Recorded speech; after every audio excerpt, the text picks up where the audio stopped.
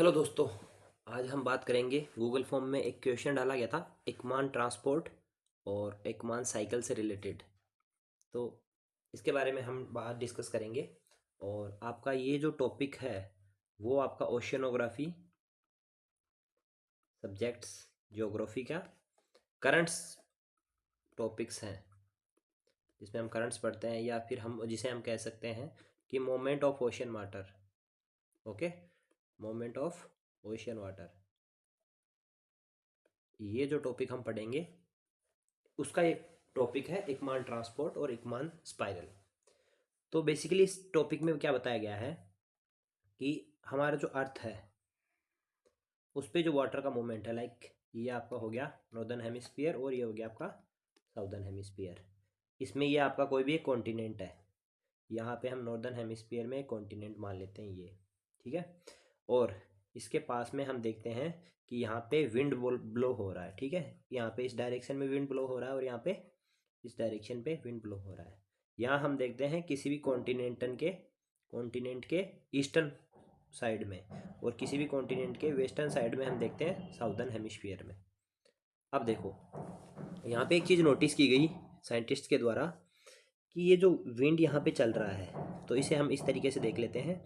Like ये एक तरीके से आपका वाटर कॉलम हो गया यहाँ पे, ये इस तरीके से, और ये आपका हो गया लैंड एरिया इसके अंदर। दूसरे कलर से हम इसे ले लेते हैं, ये आपका हो गया लैंड एरिया, ठीक है। और अब यहाँ पे जो विंड्स का डायरेक्शन है हवा में, तो वो विंड्स का जो डायरेक्शन है वो इस तरीके से है, कोस्ट के अलोंग, ठीक है। तो मान लीजिए कि यहाँ एक जो शिप खड़ा है ये केवल, तो इसका मोमेंट है वो इस तरीके से होना चाहिए था, ठीक है। लेकिन इसका जो मोमेंट है वो हवा के डायरेक्शन के साथ में ना होके इससे 45 डिग्री के एंगल पे होता है। तो साइंटिस्ट ने देखा कि इसका रीज़न क्या है। यहाँ पे कुछ चीज़ पड़ी हुई है, तैर रही है, तो उसका जो मोमेंट है वो भी हवा की डायरेक्शन में ना होके उसका जो डायरेक्शन है वो 45 डिग्री पे जा रहा है। तो क्या रीज़न इसका हो सकता है, साइंटिस्ट ने इसके खोज की। तो जो सबसे पहले इसके बारे में बताया वो बताया था डब्ल्यू एकमैन ने, ठीक है। तो इन्होंने इसको एक्सप्लेन किया, इसलिए इसका नाम पड़ गया एकमैन ट्रांसपोर्ट। उन्होंने इसके बारे में बताया कि किस प्रकार से यहाँ का जो वाटर कंटेंट है, वाटर जो कॉलम है, वो हवा के डायरेक्शन में मूव क्यों नहीं करता और 45 डिग्री पे या इधर क्यों मूव करता है। इसको एक्सप्लेन किया 1905 में।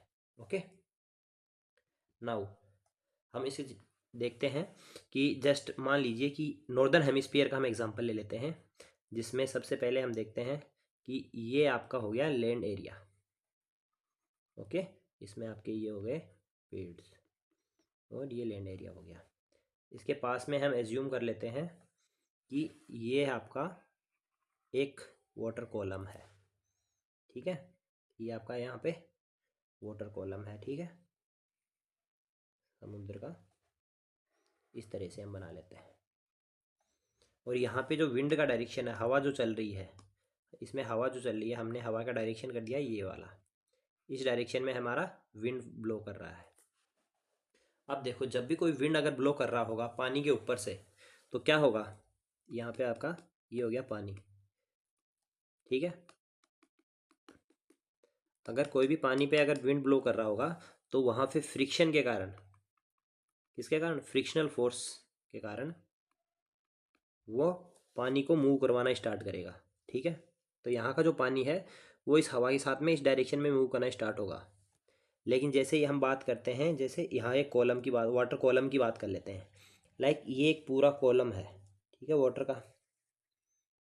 इस पूरे वाटर कॉलम की बात कर लेते हैं यहाँ पे। तो ये जो वाटर कॉलम है किस तरीके से मूव करेगा, यहाँ पे दोबारा बना लेते हैं इसे इस तरीके से, ठीक है। यहाँ अब जैसे मान लीजिए इस पे यहाँ पे क्या हो रहा है, विंड मूव कर रहा है इस डायरेक्शन में। तो जो वाटर का जो पूरा कॉलम है वो कुछ लेयर्स की तरह एक्ट करेगा यहाँ पे, इस तरीके से मान लेते हैं हम, इसमें कुछ वाटर्स लेयर्स हैं। अब फ्रिक्शन के कारण जो सबसे ज़्यादा एनर्जी का ट्रांसपोर्ट है वो किस जगह करेगा, जो हवा के कारण जो सबसे ज़्यादा एनर्जी का ट्रांसपोर्ट है वो होगा फर्स्ट लेयर के अंदर, यानी इस लेयर के अंदर वाटर की, और ये सबसे ज़्यादा मूव करेगी हवाओं के साथ में, राइट। अब उसके बाद में ये जो एनर्जी है वो जो विंड्स ने इस लेयर को दी थी, उसके बाद ये यहाँ से यहाँ ट्रांसफ़र होंगी, तो कुछ ना कुछ एनर्जी का लॉस होगा, जिसके कारण क्या होगा, ये जो वाटर का जो लेयर है वो इससे थोड़ा सा कम मूव करेगा, क्योंकि एनर्जी का लॉस हो चुका है।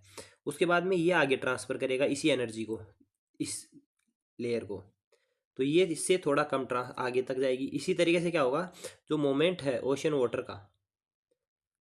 का जो मोमेंट है वो सबसे ज़्यादा मोमेंट होगा ऊपर वाली लेयर का, और जैसे जैसे धीरे नीचे गहराई में जाते जाएंगे हम, तो देखेंगे कि नीचे का वाटर कॉलम है वो कई बार तो वहाँ पे मूवमेंट ही देखने को नहीं मिलता है, स्थिर ही रहता है। ठीक है, ये बात आपके समझ में आ गई। तो अब यहाँ से हमें पता चल रहा है कि ये जो यहाँ वाला जो वाटर है वो सबसे ज़्यादा मूव करेगा, और हो सकता है यहाँ वाला वाटर स्थिर भी रहे। एक चीज़ समझ में आ गई। उसके बाद दूसरी चीज़ देखते हैं कि इस वाटर कॉलम के ऊपर, लाइक ये आपका वाटर कॉलम हो गया, जिसमें ये लेयर्स के रूप में एक्ट कर रहा है, पानी की अलग अलग सरफेसेस हैं, ठीक है। इसके ऊपर हम जो पहला फोर्स लगा रहे हैं, वो फोर्स हम लगा रहे हैं, ये विंड डायरेक्शन का फोर्स लग रहा है इसमें, इस डायरेक्शन में विंड्स हैं, वो फोर्स लगा रही है यहाँ पे अपने कॉलम के अंदर। अब क्या हो रहा है, नॉर्दर्न हेमिस्फीयर में राइट साइड में जैसे ही कोई मूव करती हुई मूवमेंट स्टार्ट होगा वाटर का, मूव करते ही इस पे शूडो फोर्स लगेगा, वो लगेगा कोरियोलिस फोर्स। कौन सा फोर्स लगेगा, कोरियोलिस फोर्स लगेगा, ठीक है। जैसे ही इस पे कोरियोलिस फोर्स कितने एंगल पे लगेगा, ये 90 डिग्री पे लगेगा कोरियोलिस फोर्स, और इन दोनों फोर्स का जो रिजल्टेंट है वो इन दोनों के बीच में कहीं यहाँ आएगा, ये क्या है, रिजल्टेंट फोर्स, राइट। अब हम देखते हैं कि ये जो वाटर का कॉलम था वो हवा के डायरेक्शन में, विंड की डायरेक्शन में ना फ्लो के सूडो फोर्स कोरियोलिस के इफेक्ट में इन दोनों के रिजल्टेंट फोर्स यहाँ मूव करने लगा है, राइट। अब क्या होगा, ये जो कॉलम है, वही ये जो मूविंग कॉलम है यही तो ट्रांसफर कर रहा है नीचे वाले को एनर्जी, तो जो नीचे वाले की डायरेक्शन होगी वो किस साइड फोर्स लगेगा उस पर, विंड की डायरेक्शन में ना लग के कहाँ लगेगा, इस डायरेक्शन में, यानी इस कॉलम के ऊपर कहाँ फोर्स लगेगा, वो लगेगा इस डायरेक्शन में, राइट। अब क्या हो रहा है, यहाँ पे जैसे ही ये ब्लॉक है पानी का, जैसे ही मूव करेगा इस पे कोरियोलिस फोर्स कहाँ लगेगा, इसके 90 डिग्री पे, यानी कि इस डायरेक्शन में। यहाँ आपका विंड के कारण लग रहा है, यहाँ आपका कोरियोलिस फोर्स के कारण लग रहा है, और जो इन दोनों का रिजल्ट, ये 90 डिग्री पे है, इन दोनों का रिजल्टेंट है वो कहीं इस डायरेक्शन में आएगा, ठीक है। अब इसी के कारण नीचे वाली सरफेस पे यही ट्रांसफ़र कर रहा है, तो ये जो नीचे वाला ब्लॉक है उस पर पहला यहाँ पे लग रहा है, और दूसरा कोरियोलिस फोर्स कहाँ लगेगा इसका, अब हमारी तरफ में यहाँ पे, तो इसका जो रिजल्टेंट आएगा वो यहाँ कहीं आएगा। वैसे ही ये जो नीचे, ऐसे नीचे चलते जाएंगे हम, तो ये जो लास्ट वाला ब्लॉक है उस पर अपनी साइड में ये मूव करने लगेगा रिजल्टेंट फोर्स, क्योंकि कोरियोलिस यहाँ इसका रहेगा, यहाँ रहेगा इसका अपर लेयर का, और इस जगह रहेगा आपका कोरियोलिस फोर्स को, ठीक है। क्योंकि जैसे ही अगर ये यहाँ मूवमेंट करेगा तो कोरियोलिस फोर्स किस तरफ लगेगा, 90 डिग्री पे, तो जो रिजल्टेंट फोर्स है वो यहाँ रहेगा। तो जहाँ पे अपर लेयर विंड की डायरेक्शन में मूव कर रहा था, वहीं पे ये हो सकता है कि जो लोएस्ट लेयर है पानी का वो विंड की अपोजिशन डायरेक्शन में मूव करे, और जो बीच में जो वाटर कॉलम्स हैं वो इस तरीके से मूवमेंट करेंगे, ठीक है। तो इस तरीके से देखा जाए तो इस पूरे कॉलम पे अगर देखा जाए तो क्या हुआ, एक क्या बन रहा है, स्पाइरल बन रहा है, ठीक है। जैसे यहाँ, फिर ये इस तरीके से मूव करते हुए, ठीक है, ये एक पूरा का पूरा स्पाइरल बनता है, इसे हम कहते हैं एकमान स्पाइरल, इसे कहते हैं हम एकमान स्पाइरल, ओके। अब हम देखते हैं कि जो ये वाटर ब्लॉक्स हैं इनका मूवमेंट हमें पता चल गया है। ये जो जो सबसे ऊपर वाला है वो कहाँ रहेगा, उसका डायरेक्शन, वो रिजल्टेंट रहेगा इस डायरेक्शन में, नीचे वाला क्या रहेगा, थोड़ा सा इसमें वो इधर राइटवर्ड, फिर ये इधर पूरा 90 डिग्री पे, फिर ये थोड़ा और इधर, फिर ये थोड़ा और इधर, और ये वाला ब्लॉक रहेगा इस साइड में। तो इस तरीके से ये क्या बन रहा है, एक स्पाइरल बन रहा है। आया समझ में आपको? इसे हम कहते हैं एकमान स्पाइरल। अब इससे क्या होता है, जो ओवरऑल वाटर का, क्या देख रहे हैं हम यहाँ पे, overall water movement, overall water का जो मूवमेंट है वो किस डायरेक्शन में हो रहा है, ओवरऑल वाटर का मूवमेंट है वो ये विंड का डायरेक्शन, और जो ओवर सारे पूरे पानी के ब्लॉक का डायरेक्शन है वो होता है इस साइड में, यानी 90 डिग्री पे विंड डायरेक्शन के। यहाँ पे होगा वाटर का मूवमेंट, यहाँ होगा विंड का मूवमेंट। तो जो पूरे ब्लॉक का मूवमेंट है वो होता है अपना किस डायरेक्शन में, इसके 90 डिग्री डायरेक्शन पे, इस तरीके से। और यह एरिया क्या होता है फिर, जैसे ही सरफेस से दूर जा रहा होता है, कॉन्टिनेंटल सरफेस से दूर जा रहा होता है यहाँ पे, तो यहाँ पे अपवेलिंग जोन बनता है, और जो नीचे का कूल वाटर है वो ऊपर इसे कवर कर रहा होता है, राइट। और ये अपवेलिंग जोन बनता है यहाँ पे वाटर का।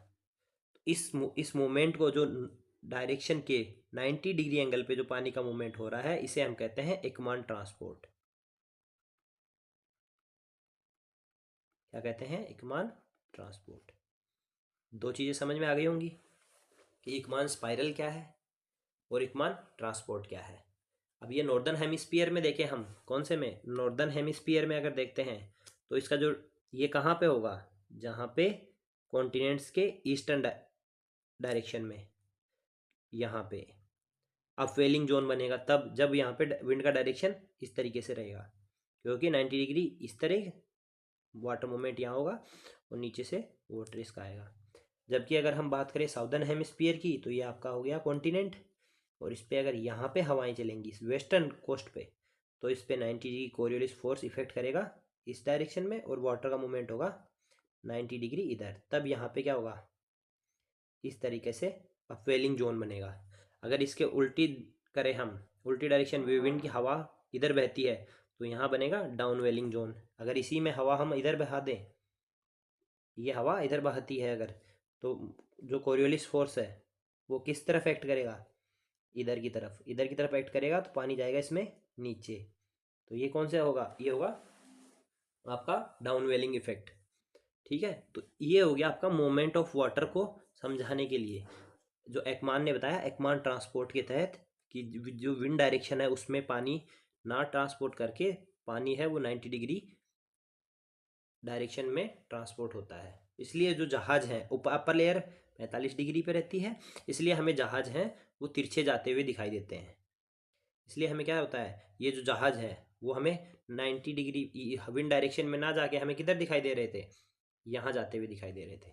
ठीक है, उसके बाद दो चीज़ें यहाँ पे हम देखते हैं। पहली चीज़ है कि जब ये वाटर कॉलम की डेप्थ ज़्यादा रहेगी, यानी जितनी डेप्थ ज़्यादा रहेगी वाटर कॉलम की, जितने अलग अलग इस लेयर्स रहेंगे, उतना ही ज़्यादा एकमान ट्रांसपोर्ट क्या होगा, प्रिवेलिंग होगा, उतना ही ज़्यादा इफ़ेक्टिव होगा। अगर यहाँ पर हम इस पानी की वाटर कॉलम को कम कर देते हैं, इतना ही कर देते हैं, तो शैलो वाटर की हम बात करते हैं, वहाँ पे जो एकमान ट्रांसपोर्ट है वो क्या होगा, कम होगा, या वहाँ पे इतना इफेक्टिव नहीं होगा जितना अगर कॉलम की डेप्थ हम बढ़ाते हैं तो होगा। ठीक है, ये समझ में आ गया होगा। अब आपको मैं सोचता हूँ कि आपको वो क्वेश्चन बहुत अच्छे से समझ में आया होगा, जिसका पहला स्टेटमेंट था कि जो एकमान ट्रांसपोर्ट है वो नॉर्दर्न हेमिस्फीयर में कॉन्टिनेंट्स के ईस्ट साइड में अपवेलिंग जोन क्रिएट करता है। तो ये बिल्कुल सही बात है। दूसरा स्टेटमेंट था कि शैलो वाटर के अंदर ये जो एकमान ट्रांसपोर्ट है वो प्रिवेलिंग होता है, यानी बहुत ज़्यादा इफेक्टिव होता है। तो स्टेटमेंट 2 है वो गलत हो जाएगा। थर्ड है कि अपवेलिंग के साथ में बहुत सारे न्यूट्रिएंट्स होते हैं, वो समुद्र में नीचे से ऊपर की तरफ आते हैं और वहाँ पे फिशरीज जोन बनता है। तो बिल्कुल सही बात है ये भी। ठीक है, तो इसका 1 और 3 स्टेटमेंट सही हो जाएगा और दूसरा वाला गलत हो जाएगा। 1 एंड 2 करेक्ट हो जाएगा उसका। ठीक है, इसी तरह मिलेंगे नेक्स्ट एक्सप्लेनेशन में, जिसमें कोई टॉपिक होगा मैं आपको बहुत अच्छे से समझाऊंगा। ठीक है, तब तक के लिए टेक केयर, गुड बाय।